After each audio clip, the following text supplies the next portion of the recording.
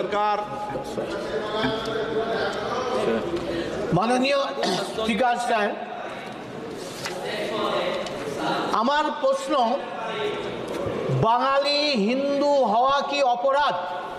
পশ্চিম বাংলার ওপারে, কাঁটাতারের বেড়ার ওপারে বাংলাদেশ নামক দেশটি 1947 সালে তৈরি হওয়া একটি দেশ।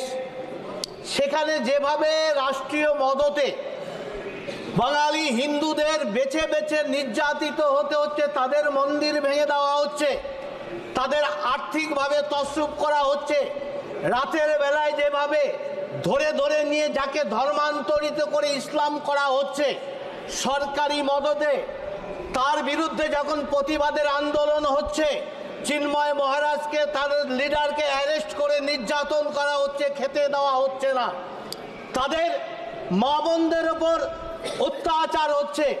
আজকে এইভাবে যদি চলতে থাকে তাদের কি অপরাধ ছিল? ওপার বাংলা এপার বাংলার বাঙালি সমাজ, ভারতবর্ষের স্বাধীনতা আন্দোলনে সবচাইতে অবদান যার বেশি, সেলুলার জেলে চলে যাবেন। 693 এর মধ্যে 400 জন ছেলে ছিল বাঙালি সমাজ, হিন্দু বাঙালি সমাজ, আর তারা আজকে স্বাধীনতার পর নির্যাতিত। ওপার থেকে এসে দেশ ভাগের পর কাঁটাতারের বেড়ার মধ্যে তারা অত্যাচারিত হচ্ছে, এপারে এসেও তাদের শান্তি নেই। দিনের পর দিন অনুপ্রবেশকারী এসে আমাদের জনসাম্য ভারসাম্য নষ্ট করে দিচ্ছে। মালদা, মুর্শিদাবাদ, দিনাজপুর, দক্ষিণ 24 পরগনা, নদিয়ার কিছু অংশ, হুগলি, হাওড়া, তারা এখানে নির্যাতিত এবং সরকারি মদতে হচ্ছে।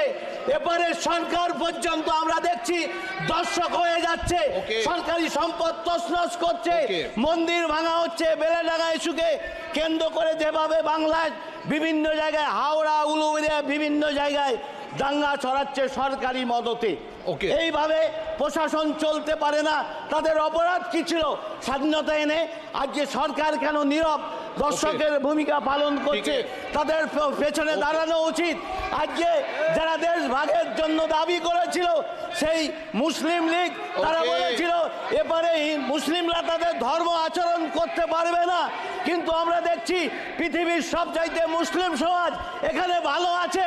আমি সেই যারা দেশ ভাগের পক্ষে সওয়াল করেছিল তারা কেন বলছে না আজকে বাংলাদেশের প্রয়োজন নেই, পাকিস্তানের প্রয়োজন নেই, আমরা মিলে এক হয়ে থাকি, আমাদের দেশ ব্রিটিশ ভাগ করার কে?